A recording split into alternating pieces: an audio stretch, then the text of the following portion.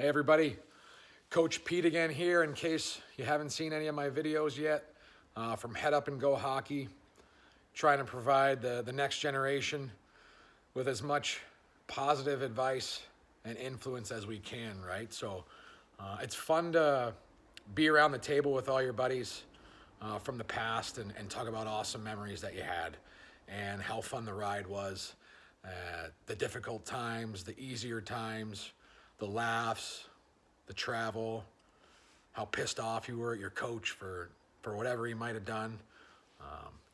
You could list different types of stories and go on and on, just having a good time, reminiscing about, things that you went through that only the people that you were there with really can understand, right? And cultivating those relationships, it's really special. It's a learned skill. It's a very important life skill, which is also why hockey is such an unbelievable sport. But you also learn tough life lessons along the way as well, and hopefully you don't repeat your past, and you learn and you implement as you move towards the future. So today's lesson is about bridge burning or burning bridges and why you never want to do it, right? So had a player recently, and I'll never name names or organizations unless it's about myself, because that's not what this is about. It's just to help younger players or players my age or guys in similar situations to get better, to give yourself the best opportunity to be the best you, so that you can keep opening doors for new opportunities, whether they're in hockey or outside of hockey. The life skills that you learn within the game are what are most important, because you're not going to play hockey forever. Maybe you'll be a hockey lifer and you'll be in the game, but you're not going to play forever. And you can learn lessons. You can learn them the easy way or you can learn them the hard way.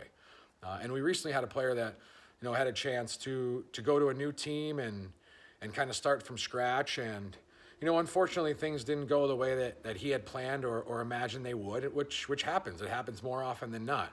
But like we've said before, life is how you react to situations. You can react the right way or you can react the wrong way. And this player had an opportunity to meet with the coach, the coaching staff, and learn about kind of what they felt his role was going to be within their organization.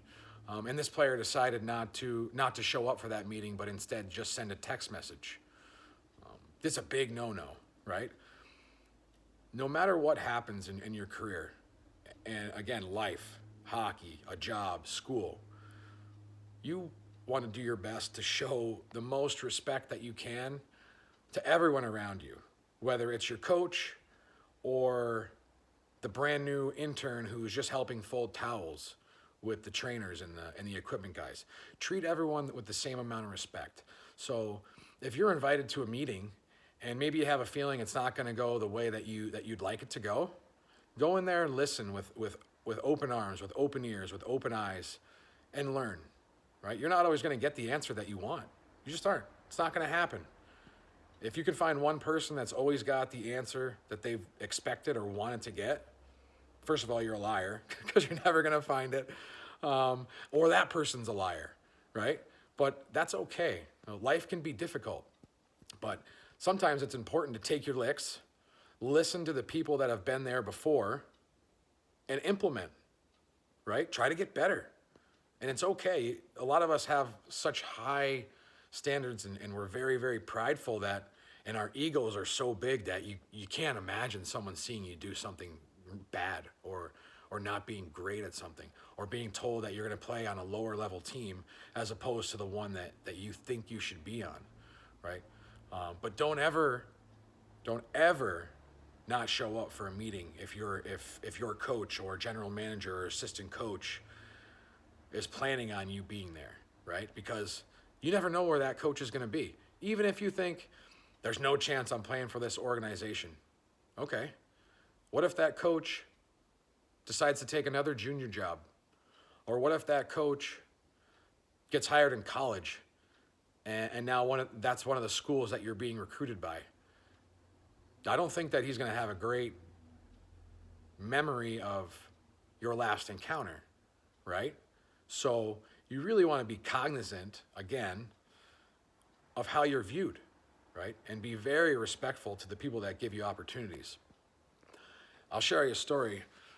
So my first year in the American League, I scored a hat trick in our last preseason game, and I got sent down. I got sent down to the ECHL the next morning, and I was pissed. I couldn't believe it. Couldn't believe it. We won the game, played very well. Sent down the next morning, was told the head coach wanted to meet with me, and I just left. Just a punk kid out of college. Thought that my poop didn't stink, which it definitely did stink. And I left. I went out to Fresno, started that first full pro season in the East Coast Hockey League. Ended up playing 3 games, but when I got there, the head coach let me know that my head coach in the American League was pissed that I didn't have the respect to go in there and have a meeting with him, even though I knew it was going to be something that I didn't want to hear. So, thankfully that head coach in Fresno provided me the phone number of my head coach in Rockford, AHL at the time. So I was able to extend an olive branch and let him know that this wasn't my character, that he didn't have to worry about it. It wouldn't happen again. And, I ended up having a meeting in Fresno. How are you? How do you feel being down here on the coast? Well, can I be honest with you, Coach? Absolutely. We always want honesty. Now, I'm pissed off, and I don't want to be here. I don't think I belong here. But you're not going to have a problem with me. I'm going to work my ass off to get back to the level that I think I belong at. 3 games later, about 2 weeks, I got the promotion, went right into the head coach's office, apologized face-to-face, shook his hand, let him know that I was in the wrong. And we had a great relationship from that day moving forward, and I never went back down to the East Coast again in my time in that organization. So thankfully for me, I was able to kind of reconnect that bridge that I had burnt very early in my professional career, right? And luckily for me, I was able to continue playing, but I learned a valuable life lesson. Even when something doesn't go your way, take your licks, learn. Have your ears open, have your eyes open, because as much as you think that you know a lot, you don't know anything. And neither do I. We're all still learning. But you have to be willing to do that, and you have to be willing to have uncomfortable conversations, right? And it goes even further than that. For a lot of you kids, you all are on your phone all the time. If a coach sends you a message, send them a message back. If it's not right away, that's okay, but send them a message back. If a coach calls you and it's from the shittiest team in the world, call them back respectfully. Coach, I appreciate you taking the time and you having the interest in me, but right now, I would like to look at some different options for myself. Done. You have his respect. Simple. Another thing, empty out your voicemail boxes, right? If someone calls and they're not able to leave you a message, you're not guaranteed they're going to text you. And maybe that guy says, you know what? This person's not detailed. I'm going to go on to the next guy on my list. So they're little things, just like when you're playing a game, that add up to the end result that you're all looking for.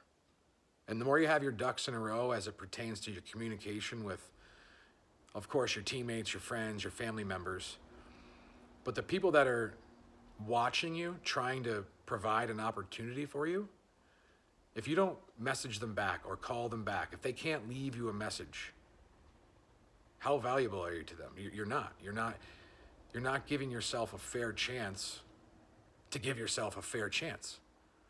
So don't burn bridges, right? Try to make your relationships as solid as they can be, even if you're not happy with the situation you're in, right? You're going to encounter these types of things throughout your career. So I hope you guys learned from this one. Again, I really enjoy sharing this type of advice with you because I didn't learn these lessons until I got a little bit older. So if you like this advice and you like these videos, subscribe to my channel, Head Up and Go Hockey. If you have any questions or you want to talk about something specific, send me a question and I'll give you an answer. Keep your head up and go, boys.